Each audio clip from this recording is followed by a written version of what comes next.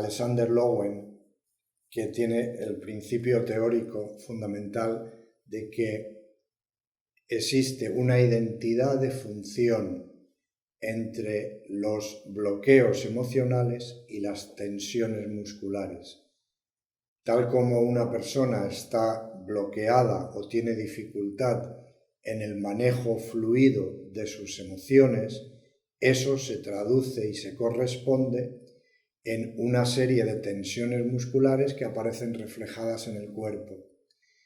Dependiendo del tipo de emoción que esté mal manejada o que esté bloqueada, esas tensiones musculares se van a reflejar en una parte o en otra del cuerpo. Como norma general, toda la parte anterior del cuerpo es donde ponemos todo nuestro mundo emocional sensible, todo nuestro mundo emocional cariñoso, todo nuestro mundo emocional blando, las emociones de afecto, de amor, de cariño, de bondad, de compasión, todo ese cúmulo de emociones se se proyectan en la parte anterior del cuerpo, que en definitiva es lo más blando que tenemos.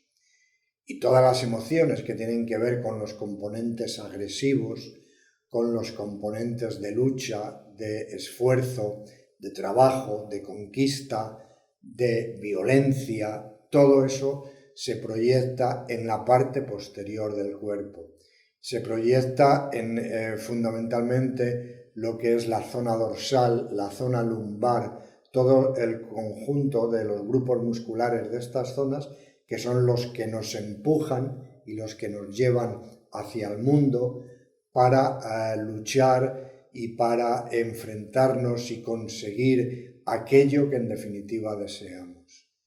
Cuando esos bloqueos a nivel psicológico, emocional, están funcionando en nosotros, hacen que nuestro cuerpo tenga una serie de tensiones musculares y de bloqueos a nivel energético corporal que están representando, son los mismos que los bloqueos emocionales.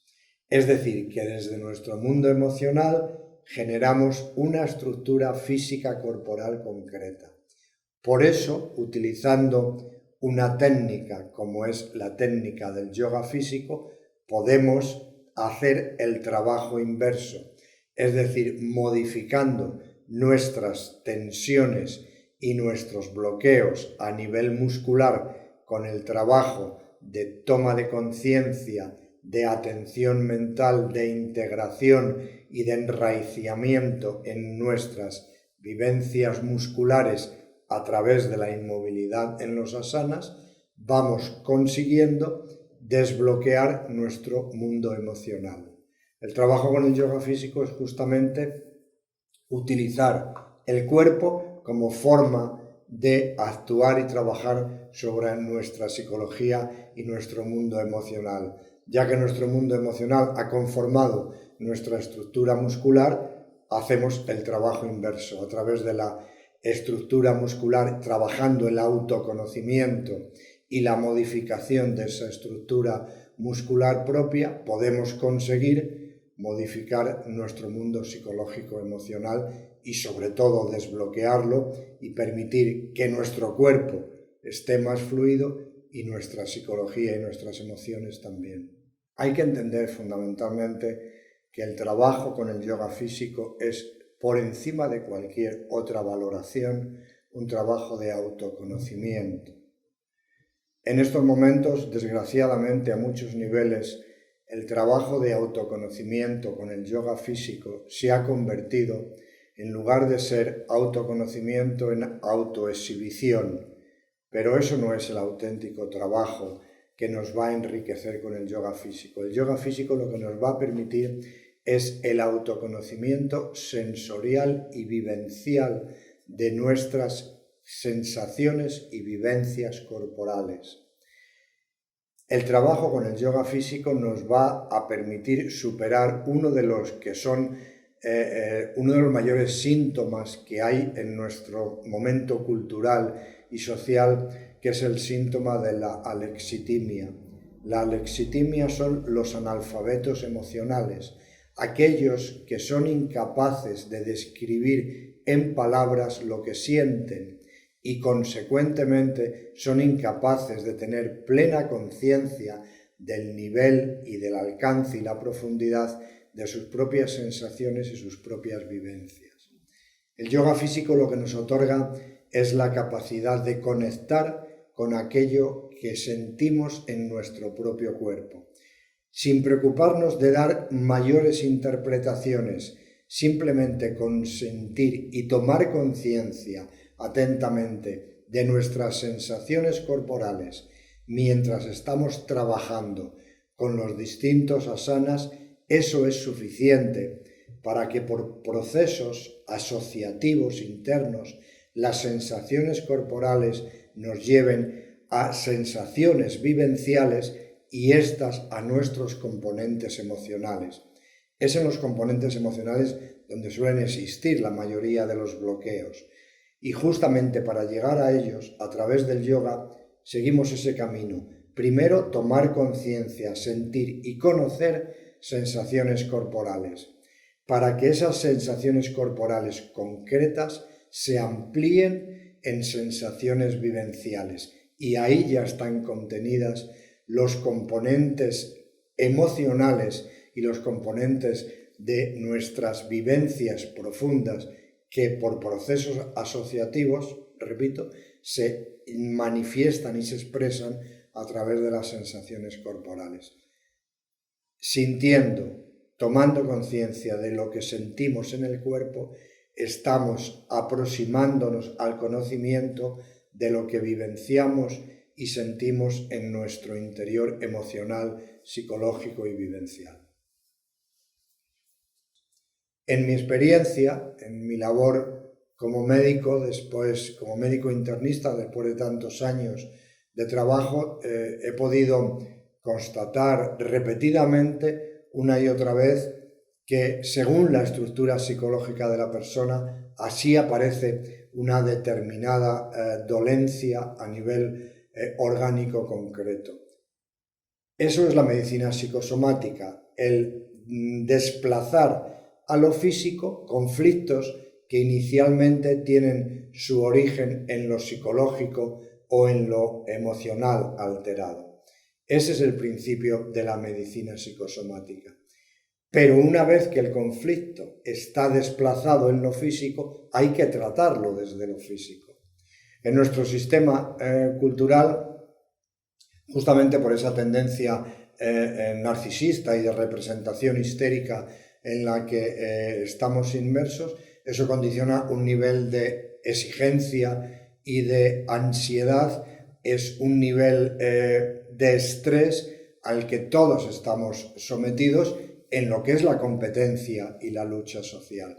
Eso tiene una repercusión, no solo en nuestro sentir y en nuestro vivenciar interno a nivel de generar malestar y generar una competencia y una lucha, en muchos casos muy desgastadora de energía y de gratificación interior, pero eso también tiene una repercusión a nivel orgánico en nuestro sentir psicosomático y consecuentemente eso genera patologías concretas dependiendo de cada estructura de personalidad. Se va a somatizar en aparato digestivo, se va a somatizar en aparato respiratorio, se va a somatizar en articulaciones, se va a somatizar en problemas cardiológicos, dependiendo, repito, de la estructura del conflicto psicológico, se va a generar una somatización en una u otra zona a nivel corporal. Pero una vez que aparece la somatización corporal, hay que tratarlo a nivel corporal.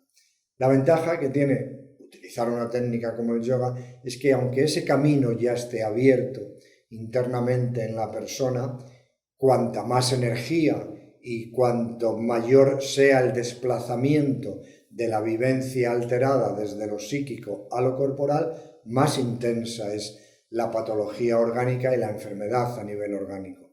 A través del yoga lo que podemos conseguir es que ese flujo energético desplazado desde lo emocional a lo orgánico, disminuya y en el mejor de los casos se interrumpa. Y por lo tanto, aunque el camino, por así decirlo, esté abierto en nuestro interior, la enfermedad orgánica va a disminuir su presencia en el organismo porque vamos a dejar de alimentarla energéticamente por no volcar sobre ella conflictos que vamos diluyendo cuando aprendemos a reconocerlos, a asumirlos, a integrarlos y a olvidarnos de ellos.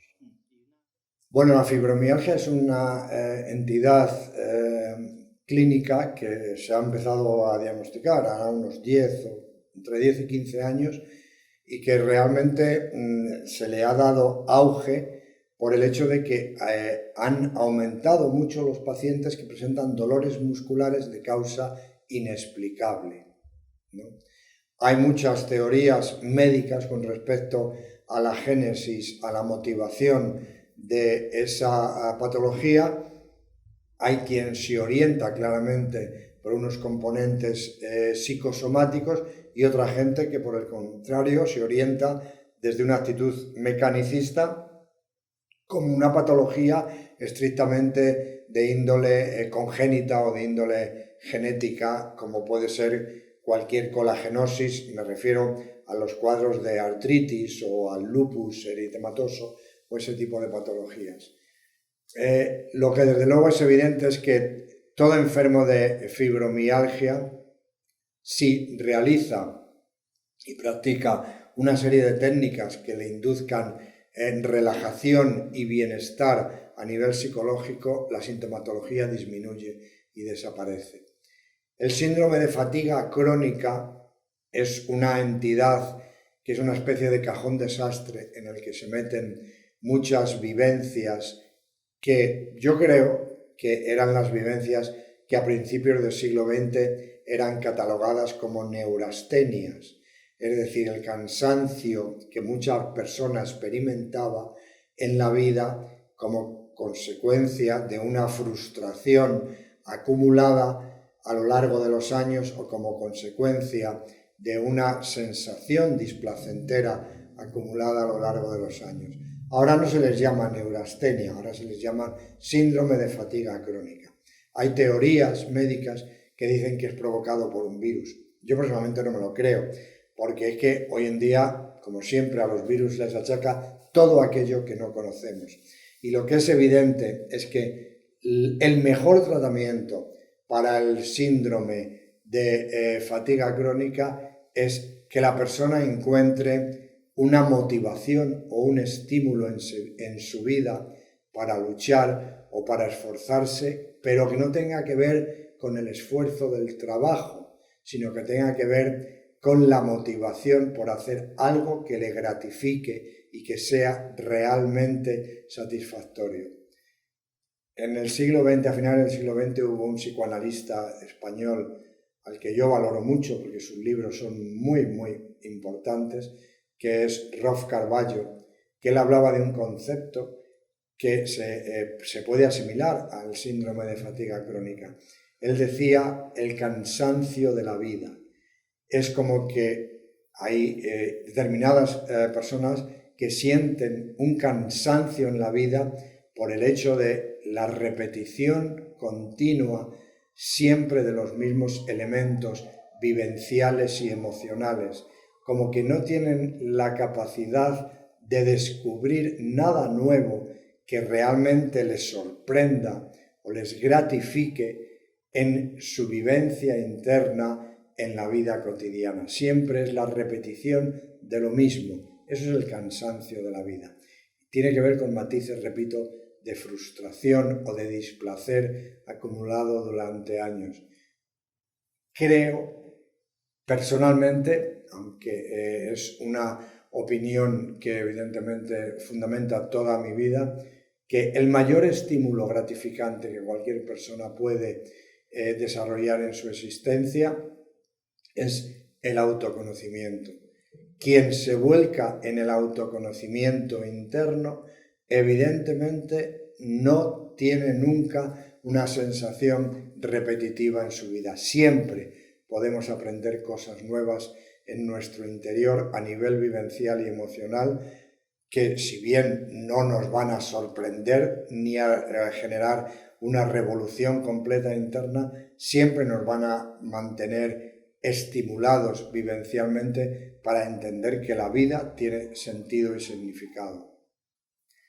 El yo es una especie de incomodidad que todos tenemos dentro y en el que consideramos que tiene que ser el gestor de nuestra existencia, pero lo único que hace el pobre yo es intentar simplemente poner las condiciones para que podamos gratificar nuestros deseos, los deseos del propio yo, que intenta gratificarlos con mayor desventura que auténtico beneficio la inmensa mayoría de las veces. Por consiguiente, el yo, cuando es un soporte que utilizamos para vivir, es un buen amigo.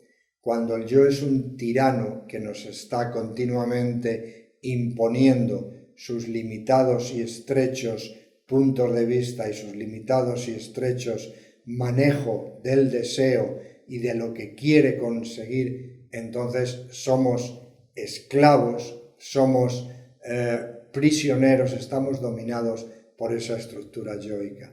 Hay que aprender a utilizar el yo para vivir sin preocuparnos de si el yo está contento o no está contento. Sé que lo que digo suena a una contradicción absoluta, pero es tan sencillo como en lugar de que yo quiero, yo rechazo, uno simplemente quiera y rechaza junto a otras cosas.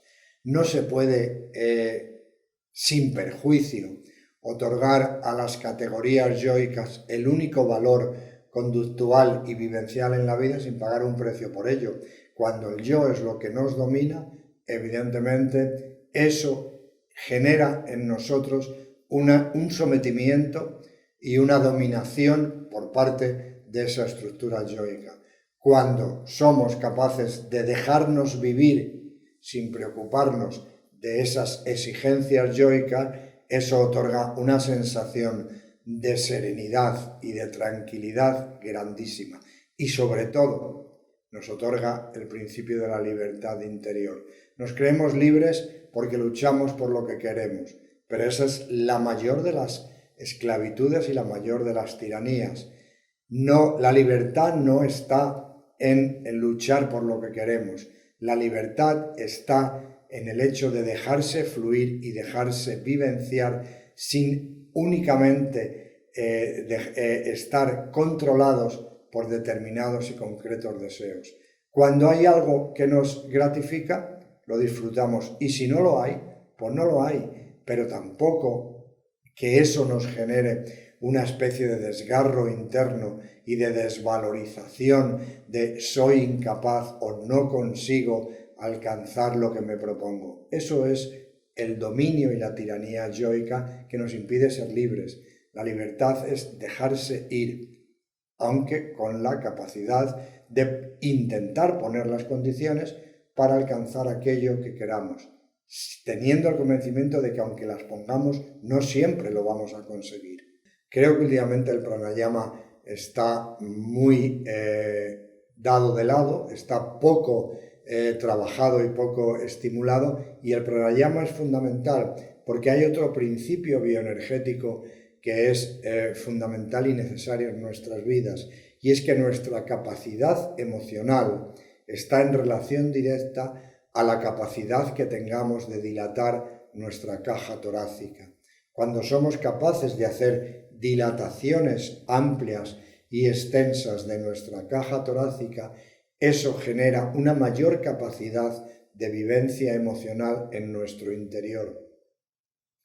Las técnicas de pranayama, además de los múltiples beneficios directamente a nivel orgánico como la oxigenación, la mejora cardiocirculatoria que producen toda una serie de beneficios concretos, tienen también la ventaja de que nos hacen sentir de forma mucho más profunda porque amplían todo nuestro corazón, por así decirlo, simbólicamente y porque amplían toda nuestra capacidad de vivencia emocional. Eso es fundamental. Por eso en la práctica diaria hay que combinar siempre asanas con pranayama. Y lógicamente la gran vía para el autoconocimiento y la gran vía para eliminar y abandonar esa tiranía yoica es la práctica de la meditación vipassana. A través de la práctica de la meditación vipassana, con media hora diaria, tampoco hace falta mucho más, con independencia de que luego se pueden hacer puntualmente retiros o intensivos de meditación, pero con media hora diaria es suficiente para que esa tiranía del dominio yoico en nuestro interior vaya aflojando y vaya desapareciendo. Es decir, para que vayamos descubriendo en nuestro interior que hay otras formas de conciencia, que hay otras posibilidades de sentirnos internamente y no únicamente aquella que nos brinda la tiranía yoica.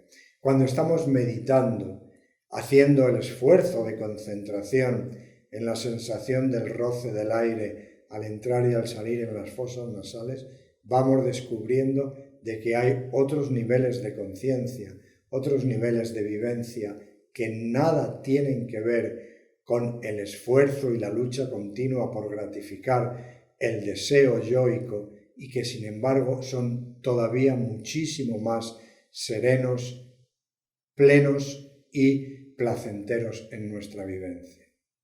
Creo que uno tiene que saber cuándo tiene que retirarse. Esa es mi impresión. Los alumnos me están todo el rato diciendo que por qué, que quieren seguir conmigo con las clases, pero creo que la semilla está perfectamente sembrada durante todos estos años de enseñanza y es una forma de trabajo en la que, repito, siempre he procurado poner el acento en el autoconocimiento y como tal creo que he sabido y he podido además transmitirlo a los alumnos. Eso ya está ahí para quien lo ha sabido recoger y para quien ha visto que sintonizaba con esa forma de sentir y de trabajar el yoga. Creo que es mi momento de retirarme en la enseñanza concreta del yoga físico, no así de la meditación. Yo voy a seguir enseñando meditación.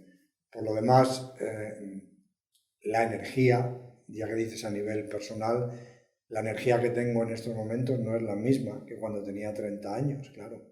Han pasado 35 años. Yo este centro de yoga lo abrí con 30 años. Lo voy a cerrar con 65. Creo que es toda una vida dedicada a lo que para mí más he querido, que es justamente la enseñanza y la transmisión del yoga. En ese sentido creo que me siento plenamente gratificado y satisfecho. He hecho lo que sentía que tenía que hacer y lo que quería hacer en la vida, transmitir y compartir la vivencia que para mí significaba el yoga. Que eso es lo que comentaba antes. Creo que desgraciadamente en muchos o en bastantes profesores de yoga actualmente no se preocupan tanto en enseñar y transmitir y compartir su vivencia personal del yoga como en simplemente hacer una autoexhibición de sus propias capacidades corporales. A mí eso, yo no lo juzgo, no tiene nada que ver conmigo ni con mi forma de trabajar el yoga, repito, centrado en, ya que tenemos un cuerpo y una capacidad de sentirlo, utilicémoslo como forma suprema de autoconocimiento. Eso ha sido toda mi labor durante estos años y repito, creo haberlo conseguido transmitir y haber conseguido generar esa semilla en muchas personas y desde ahí haber ampliado mi inicial punto de vista con el enriquecimiento que todos los demás han ido aportando en ese trabajo de autoconocimiento sensorial, vivencial, emocional. He cumplido mi misión, yo es la sensación que tengo y me retiro.